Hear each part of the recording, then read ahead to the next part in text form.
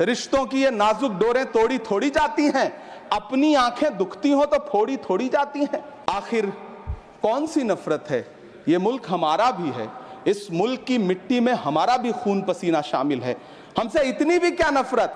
आज भी जब कोसी में बाढ़ आती है तो पूरा सीमांचल बर्बाद हो जाता है। मैंने उस तबाही को अपनी आंखों से देखा है।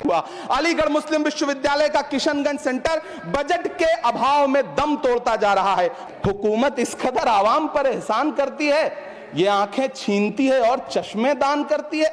वो अब तिजारती पहलू निकाल लेता है, मैं कुछ कहूं तो तराजू निकाल लेता है। मैं इसलिए भी तेरे फन की कद्र करता हूं तो झूठ बोल के आंसू निकाल लेता है। जो झूठ बोल के करता है मुतमईन सबको, जो मिथ्या बोल के करता है मुतमईन सबको, वो मिथ्या बोल के खुद मुतमईन नहीं होता। कभी सुदामा पांडे धूमिल जी ने कहा था कि एक आदमी रोटी बेलता है, एक आदमी रोटी खाता है, एक तीसरा आदमी भी है जो न रोटी बेलता है न रोटी खाता है, वो सिर्फ रोटी से खेलता है।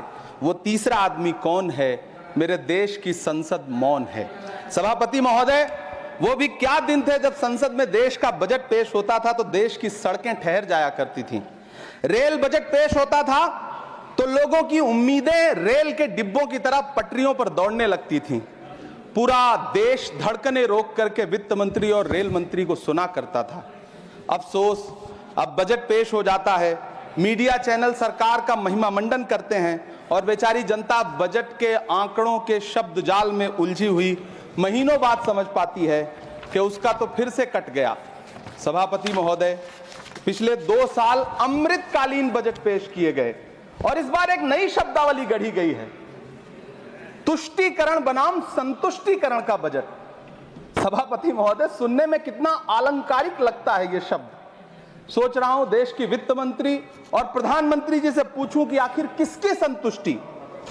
जिस बजट में मनरेगा के लिए 1 रुपए की बढ़ोतरी ना हो, वही पुराना 86,000 करोड़, जबकि पहले ही 9,754 करोड़ का घाटा हो, जिस मनरेगा से करोड़ों मजदूरों के घर में चूल्हा जलता हो, उस मनरेगा में काम करने वाले गरीब मजदूरों के लिए अगर आपके खजाने से 1 रुपया भी इजाफी नहीं निकल सका तो भला कौन संतुष्ट हुआ साहब? इस देश का गरीब मजदूर या आपके उद्योगपति दोस्त?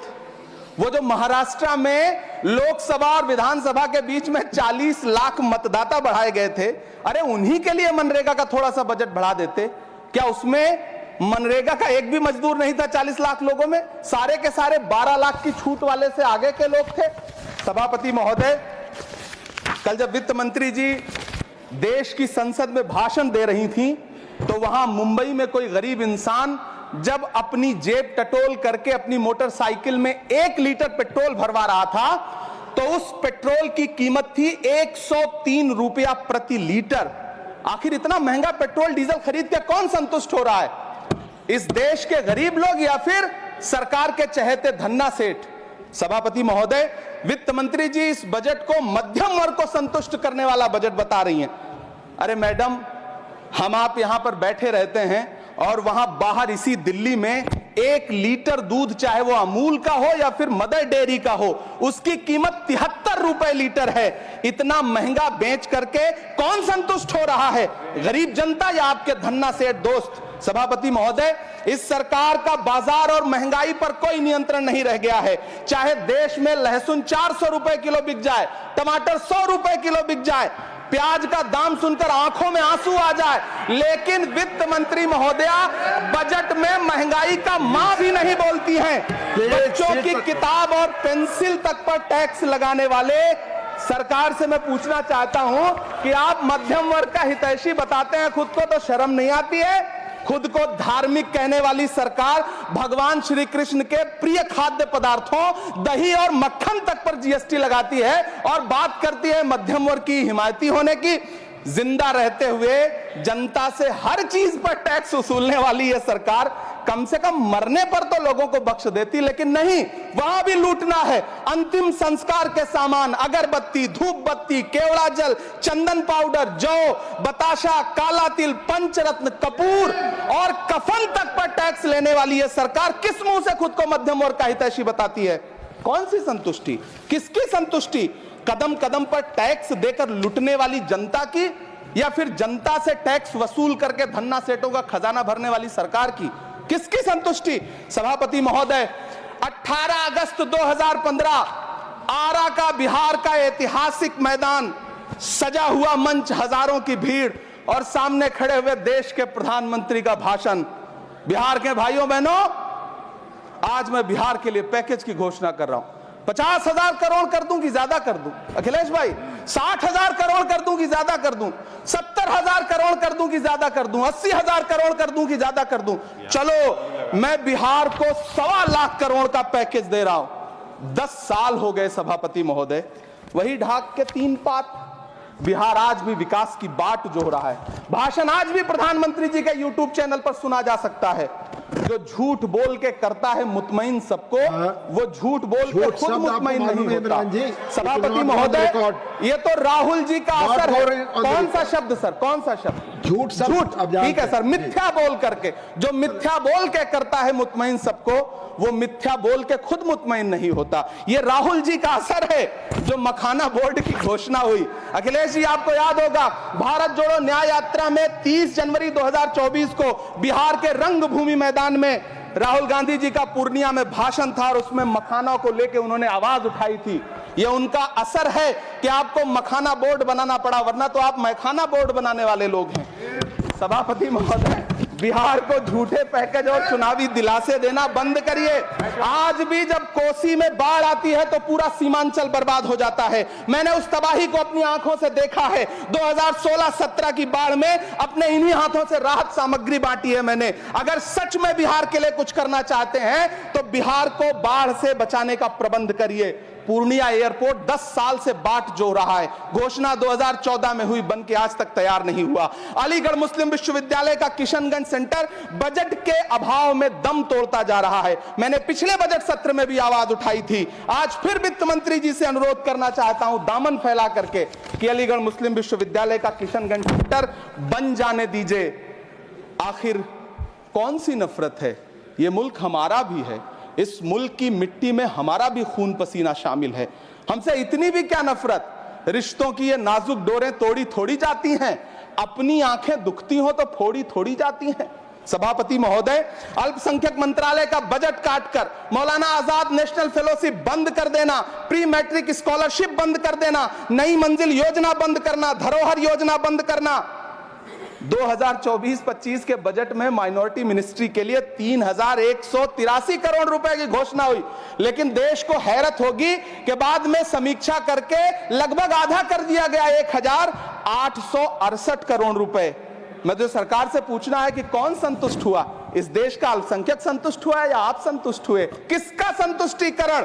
सभापति महोदय, मैं प्रधानमंत्री जी से कहना चाहता हूं कि आप ही ने 1 मार्च 2018 को किंग अब्दुल्ला को, जॉर्डन के किंग अब्दुल्ला को मेहमान बना करके इसी दिल्ली में एक कॉन्फ्रेंस में कहा था कि मैं मुसलमानों के एक हाथ में कंप्यूटर और दूसरे हाथ में कुरान देना चाहता हूं।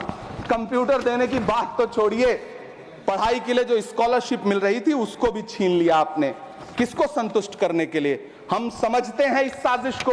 आप माइनॉरिटी मिनिस्ट्री का बजट काटते काटते एक दिन मिनिस्ट्री को ही बंद कर देना चाहते हैं। वो जहर देता तो सबकी नजर में आ जाता, सो ये किया कि हमें वक्त पर दवाएं न दी।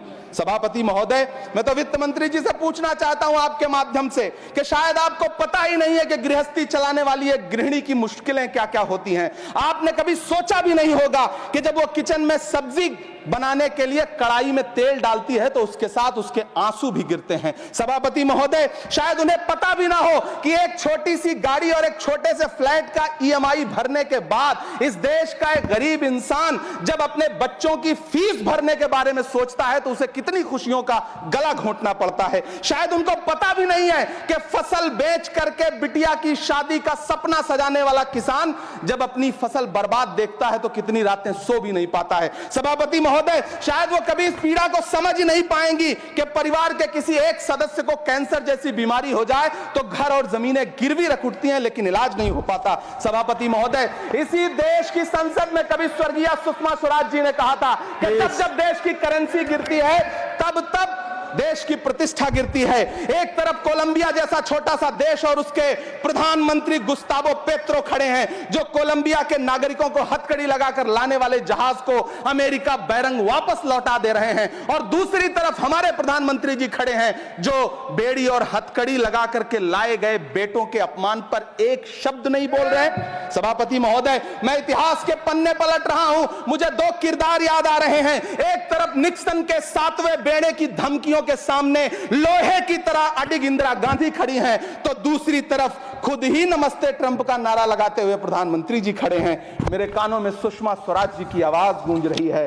बहुत कम बोलने वाले डॉक्टर मनमोहन सिंह ने बहुत ज्यादा बोलने वाले प्रधानमंत्री जी को जब देश की बागडोर सौंपी थी तो $1.58 का था, आज 85 से 87 के बीच में झूल रहा है। इन दिनों रुपए की अहमियत गिरती है तो न तो देश की प्रतिष्ठा गिरती है, ना प्रधानमंत्री की गरिमा। जिस देश में 80 करोड़ लोगों को 5 किलो राशन के लिए कतारों में लगना पड़ता हो, उस देश में यह सरकार 12 लाख तक के टैक्स न लेने के लिए अपनी पीठ थपथपा रही है। हुकूमत इस कदर आवाम पर एहसान करती है, ये आंखें छीनती है और चश्मे दान करती है। सभापति महोदय, महाराष्ट्र का भिवंडी हो, मालेगांव हो, इचल करंजी हो, यूपी का बनारस हो, मुआयमा हो, मुबारकपुर हो, रांची का छोटा नागपुर हो, बिहार का भागलपुर हो, हर जगह बुनकरों की उम्मीदें तोड़ रही हैं, लेकिन इस सरकार के पास उनके लिए कुछ भी नहीं है। मुरादाबाद का पीतल उद्योग, कानपुर का चमड़ा उद्योग, सहारनपुर का लकड़ी उद्योग, फिरोजाबाद का चूड़ी उद्योग, अलीगढ़ का ताला उद्योग, सब सरकारी प्लानिंग से तबाह हो रहे हैं। इन तमाम के बीच सरकारी सपोर्ट से बस एक उद्योग फल फूल रहा है, नोएडा का नफरत उद्योग। सभापति महोदय, जिस देश में 40 से 45% मेडिकल फैकल्टी की सीट खाली हो, वहां बजट में 75,000 नए मेडिकल सीट्स का ऐलान हो रहा है। सरकार बहादुर, कम से कम इस देश के पढ़े लिखे युवाओं को तो मूर्ख समझना बंद करिए। वो अब तिजारती पहलू निकाल लेता है। पहले 7500 मेडिकल सीट्स बाद में बनाइएगा, पहले जो एम्स में 2161 पद खाली पड़े हैं उनको तो भर दीजिए। वो अब तिजारती पहलू निकाल लेता है, मैं कुछ कहूं तो तराजू निकाल लेता है। मैं इसलिए भी तेरे फन की कद्र करता हूं तो झूठ बोल के आंसू निकाल लेता है। सभापति महोदय, फिर झूठ आया है, मैं उसे मिथ्या कर दे रहा हूं। शायरी में बार बार आ जाता है, क्या करूं महोदय। काश ये बजट, सभापति महोदय, वो एक शब्द मैं मिथ्या कर दे रहा हूं सर, वो एक शब्द को हटा दीजिए। ध्यान रखें, ऐसे जो भी शब्द होंगे आपके वहां। सभापति महोदय, काश ये बजट बीपीएससी के पेपर लीक की शिकायत करने वाले नौजवानों पर बरसती हुई पुलिस के लाठियों पे, जख्मों पर मरहम लगा पाता। सभापति महोदय, पिछले 80 दिन से 70 साल का एक बुजुर्ग एमएसपी की लीगल गारंटी मांगता हुआ आमरण अनशन पे बैठा हुआ है। काश ये बजट किसान नेता जगजीत डल्लेवाल की टूटती हुई सांसों की पीड़ा सुन पाता। काश ये बजट प्रतियोगी परीक्षाओं की तैयारी के लिए दिल्ली, कोटा, पटना, अहमदाबाद जैसे शहरों में, इलाहाबाद जैसे शहरों में किताबों के साथ गल रहे युवाओं के सपनों को जिंदगी दे पाता। काश ये बजट वंदे भारत के सुनहरे विजुअल के बजाय देश की गरीब जनता को कुछ और पैसेंजर ट्रेनें दे पाता। काश ये बजट सीनियर सिटीजन को ट्रेन टिकटों में मिलने वाली रियायतें वापस लौटा पाता, जिनको सरकार ने कोविड के नाम पे छीन लिया था। काश ये बजट किसानों की राह में कीले नहीं बल्कि कालीन बिछाने वाला बन पाता। काश ये बजट सरकारी मालिकों को यह समझा पाता कि नेहरू को कोसने से अर्थव्यवस्था नहीं सुधरेगी, उसके लिए डॉक्टर मनमोहन सिंह साहब की अर्थ नीति अपनानी पड़ेगी। पिछले 11 साल से नेहरू जी को कोस रहे हैं, आखिर कब तक कोसिएगा। थोड़ा पंडित नेहरू जी के बारे में पढ़िए, तब पता चले कि पंडित नेहरू की शख्सियत का नाम है। दुनिया का पहला ऐसा राजनेता जिसने अपनी जिंदगी की आजादी के लिए, देश की आजादी के लिए 3259 दिन अंग्रेजों की जेल में बिताए। पंडित नेहरू एक ऐसे महान शख्स जिनके पिता पंडित मोतीलाल नेहरू, जिनकी बहन विजय लक्ष्मी पंडित, जिनके बहनोई पंडित रंजीत सीताराम, जिनकी बेटी इंदिरा गांधी, जिनके दामाद फिरोज गांधी, सब ने अंग्रेजों से लड़ते हुए स्वतंत्रता आंदोलन में जेल काटी, आप किस मुंह से उनकी लकीर छोटी करने की बात करते हैं? नहीं कर पाइएगा, 7 जन्मों में नहीं कर पाइएगा, क्योंकि जिस्म की मौत कोई मौत नहीं होती है। जिस्म मिट जाने से इंसान नहीं मर जाते, धड़कने रुकने से अरमान नहीं मर जाते, सांसें थम जाने से ऐलान नहीं मर जाते। जिस्म की मौत कोई मौत नहीं होती है। सभापति महोदय, मैं आपके सामने खड़ा होकर के एक बहुत छोटी सी कहानी सुनाना चाहता हूं कि महान बादशाह सिकंदर ने जब यूनान फतेह किया तो जीत का जश्न मनाने के लिए शहर की सड़कों पर निकला। तो उसने देखा कि पूरा शहर तो जश्न मना रहा है, एक फकीर सड़क के किनारे चादर तान के सो रहा है। सिकंदर को गुस्सा आया, घोड़े से उतरा, उस फकीर के पास गया और उसे सोता देख करके उसे जोर की एक लात मारी और लात मार के कहा कि क्यों रे फकीर, मैंने यूनान फतेह कर लिया, लोग जश्न मना रहे हैं और तू सो रहा है।